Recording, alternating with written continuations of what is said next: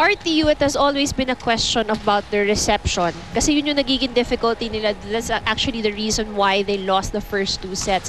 Here naman for FEU, I think it's more of the errors, you know, that they commit. So, nagkakaroon ng mga free points sa pagkakataon nitong RTU every time they have their mga hits outside, or the service errors. At saka dumami na rin yung service errors ng FEU, something that they contained in the first 2 sets. Yes. So ngayon si Refugia will be serving. FEU gets the first point on a hitting error from Al-Nasip Ladja. Refugia, good serve. Pagtalunan, habol, iniwan para kay Ladja. And Ladja drops it in. Ladja makes volleyball, you know, it's very easy. Kita lang niya, may butas sa gitna. Ba't mo papakahirap na mag-exert ng effort? Pa, alam mo, that's an excellent point there for Ladja na kanina pa yung mga off-speed drop shots galing dito sa RTU yung nagsascore. He started off yung first set, he was really talagang bumping it down with attacks and all. But towards the second, third set, he's giving out more of those, yung mga controlled hits. Ayan na, si Ladja, sunod-sunod na yung puntos. And the controlled hits are actually working for RTU. So, Ladja 2, FEU 1. And if it's Fun Family Pizza, it's gotta be Shakey's. Pagtalunan once again, nice serve.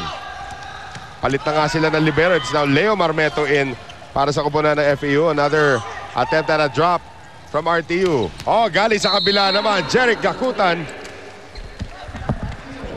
So Gakutan tayo si dapat 2. Now Lucky Margates serving. And Axel is the official outfitter of the Shakey's V-League. The second set, si Margates, sunod-sunod yung magagandang serve na ipinasok niya. Except now. That was too short. Wala ako sinasabi Malayo. Ang layo ng gap, Barry. Tumigil ako.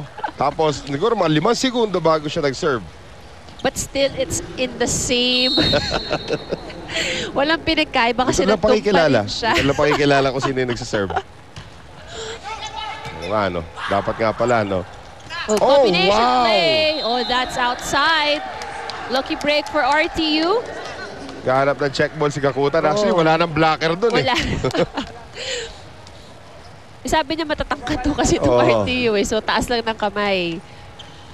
Substitution coming in. Setting change. It will be Refugia stepping out. Villegas coming in. So, an experiment now from Coach Kid. As Mikasa is the official ball of the Shakey's V-League. So, serving now. Sahud Masahud. Good serve. And Kayaban. Abdul. Oh, great defense there from Dolor. Ladja. Off the block. Ladja now with 11 points. That's 10 points from attack and 1 service ace. He is now the leading scorer for the Blue Thunders. 5-2 RTU. And Sahud Masahud again, who's also been quiet sa laban na ito. Si Ladja unti-unti nang umiinit. Villegas. Oh, that's a double attack. Hard to read that one. Dolor ang nakakuha ng puntos. Let's take a look at that last attack. Nalito yung depensa Dolor, the second top scorer for FEU. Of course, leading the pack is Barika with 16, Dolor with 13, Gakutan with 9, and Kayaban with 8. And Jamiri adding to his total as well. Nakuha yung quick hit. So 6-3 in favor of RTU. Set number 4. Al-Nasip Ladja once again. Back set ngayon for Gakutan. And Gakutan misses again. Dalawang uncontested shots ni Gakutan labas. So the score could easily have been 5-all instead of 7-3. Ladja on the serve. Barika. Binalik ni Ladja. Villegas. Nicely done for FEU. Excellent combination play. And that is usually what works here for the Tamaraws. Yung mga ganong kombinasyon nila Alam mo na may mangyayaring masama sa RTU nung ginawa nila ito. And you can see the blockers commit to Dolor. So Gakutan will now serve 7-4 in favor of the Blue Thunders. Oh, balik ulit. Leo Marmeto inangat. Oh, wow! That was a misset from Villegas. At si Abdul hinabol, lumabas tuloy. Gakutan. Still down by 2, however, itong kupunan ng FEU.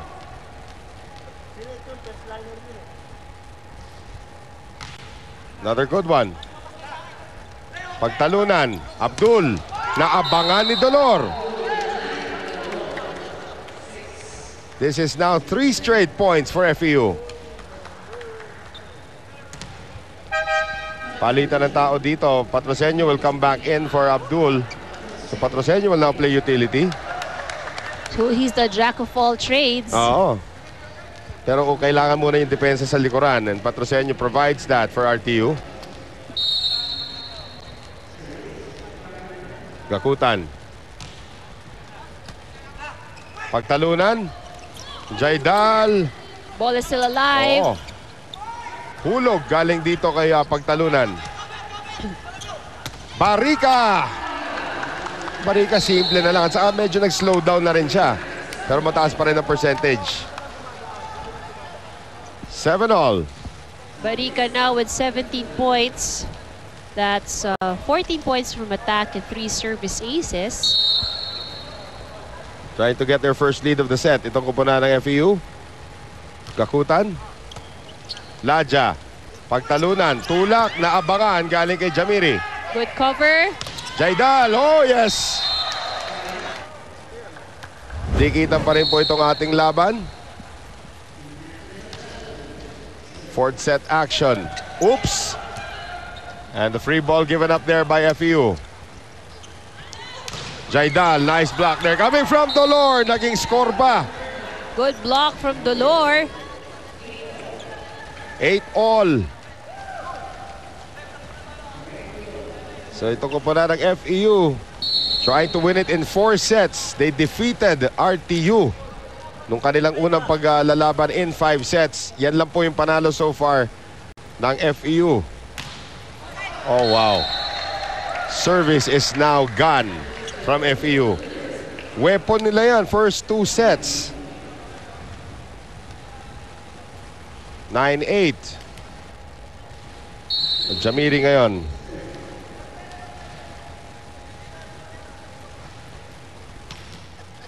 Good one. Oh, Villegas beating Pagtalunan. You don't see that every day. Jaidal, malakas. That goes outside. 9-all. Speaking of 9, jersey number 9 now serving para sa FEU. So Joshua Barika, the game leading scorer. Game high na yan. Ilan na? 16 kanina. Yes, 16 points already for Barika. Oh, and a great serve. Pagtalunan, Jaidal off speed. Again, do not take your eyes off the ball. Grabe, mga fans ng RTU, nabuhay bigla, no? Oh, but that's a point called against RTU, saying it's a lifting violation. Wow. That was close. Coach George did not like the call. I did not see that as a lifting violation this time. Yung kanina, against Dulahid, yes. I agree, but this time... Let's take a look at that attack. Wow, ang bilis ng mata ni Efren Ga. He's actually got a point. Yeah. Kasi binuhat na niya yung bola. Right. He's got a point. Pero yung unang tingin natin, hindi di ba? But I guess, because it happened right in front of him, you know? And sa taas ba naman ng tumalon din ito, kitang-kita niya lalo eye level. Kaya siya ay isang international referee at tayo'y panelist. Oh, yes. Kaya nga tayo naging... Local panelist. Kaya man, gives FEU a 2-point lead. And we fall under the categories of spectators. Oh, spectator, mga fan, yung mga ganon. Sila talaga, grabe training ng pagiging referee sa volleyball. And to be an international referee, ang dami mong puntos na kailangan para ma-achieve yun. The training and everything. Barika with another good one. Pero bumalik sa FEU. Margate off the block. Nag-enjoy na naman ng mga bata ng FEU. 12-9. Barica, dinadaan na ngayon sa serve. That jump serve has been very effective for Joshua Barica. Quiet na ako. Okay. Diba? Jaidal. Villegas. Uy, ang ganda ng set papunta kay Dolor. Here's Jaidal once again. Kabila, Kayaban. Wala sa pwesto. Pagtalunan ngayon. Oh, excellent quick attack there. Masahud able to score. At ito naman, captain ng... captain ba? Libero tatawagin. Viking, halika rito. Oh. Warning, give it to the libero. Uy, and I think Efren Gaa will pull out a card. Oh, it's a red card. Uy, red. No, it's a yellow card. Yellow. Mali lang. Yellow card. Yellow card is given to Viking. This is for unsportsmanlike conduct usually. Na-excite lang naman siya doon sa punt. Well, at least na-feature na rin. Ito si Kenneth Viking. Actually, Viking, I think, in the men's league, is the best libero. Yes. And that's with all due respect to guys like Renzi Hu. Oh, good serve there coming from Jaidal. That's with all due respect to guys like Renzi Hu, Carlo Almario, and the Marmeto brothers dito sa FEU. Pero ito kasi, they're all good, pero I think number one sa kanila lahat is Kenneth Viking. 12-11. Another ace coming from Jaidal. So lamang na kanina ng tatlo itong FEU 12-9. Jaidal with back-to-back service aces.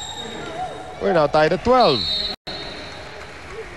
Sa panahon ng tagulan, iwasan ng dengue. Lion Tiger Katolang gamitin. Proudly Philippine-made. Yun, naubos. Outside. Naubos ang bala ng Sandata. So 13-12.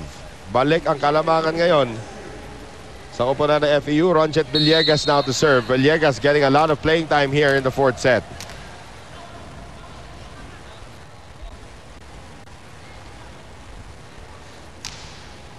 Good serve. Pagtalunan. Ladja, nakita na naman yung butas. That is smart thinking from Alasip Ladja. Tama naman, di naman kailangan parati malakas yung palo eh. And he saw that, I think, just upon take-off pa lang nakita na niya kung saan niya dadalhin yung bola. 13 all. Pagtalunan, serving for the lead. Oh, mukhang out na dapat yun ha. Lakutan, yes, off the block. FEU regains the lead, 14-13. Lucky Margate now to serve.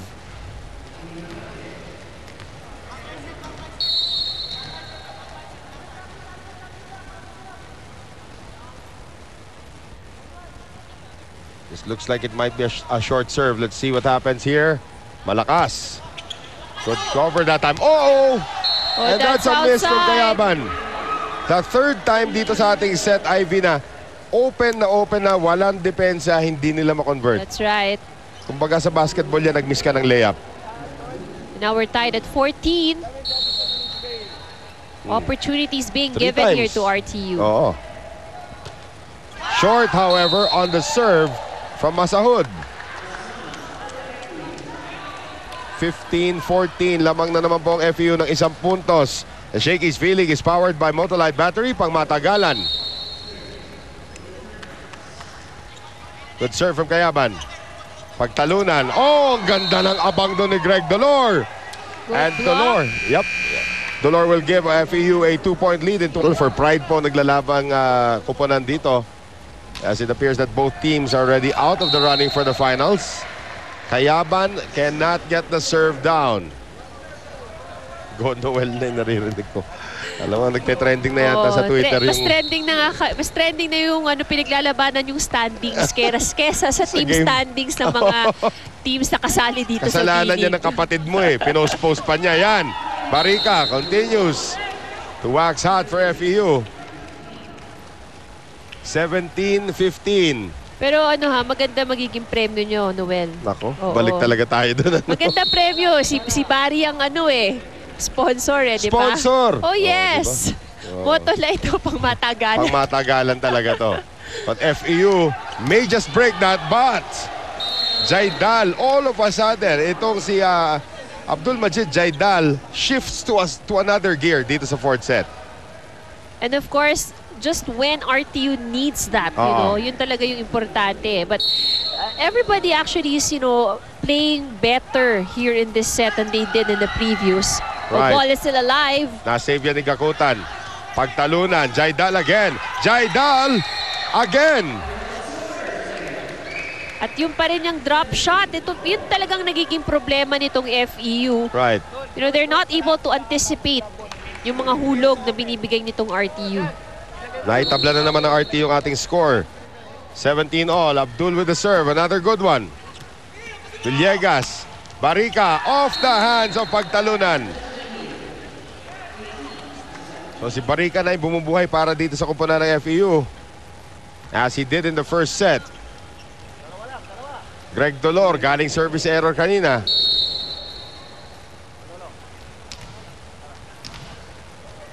Talagang tatahimik na ako.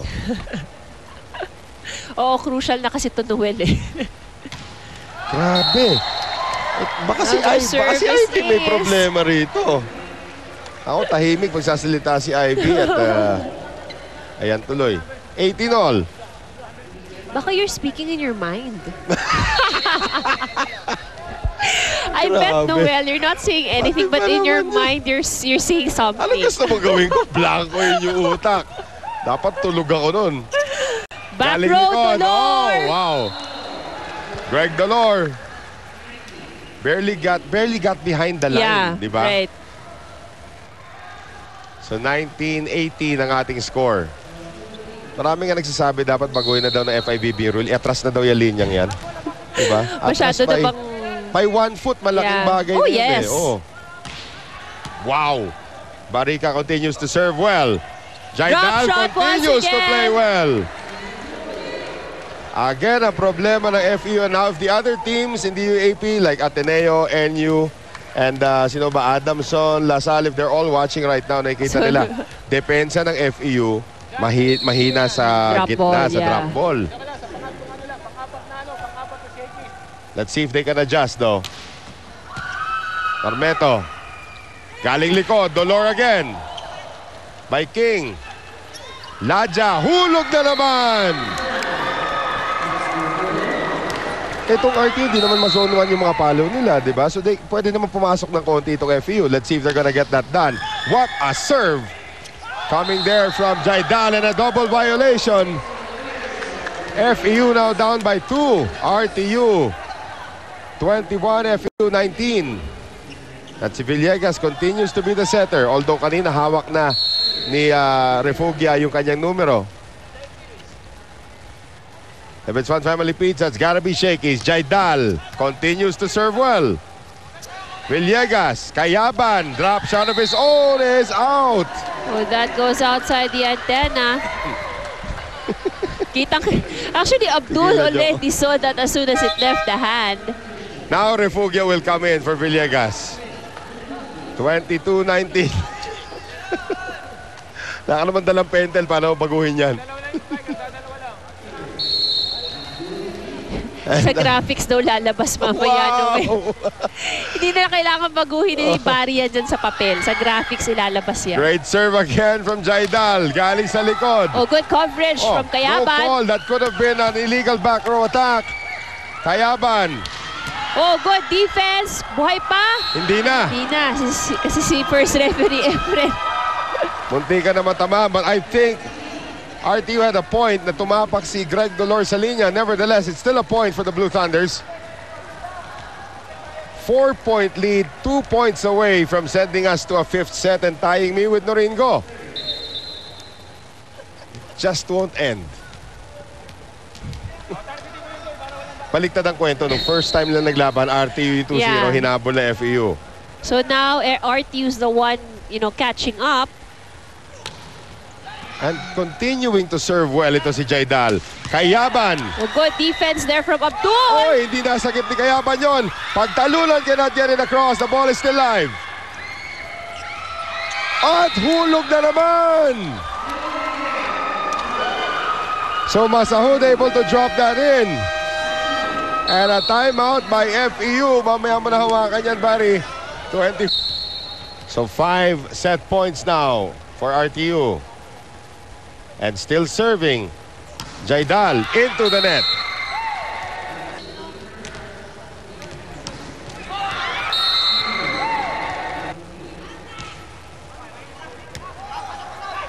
Trying to stay in the set.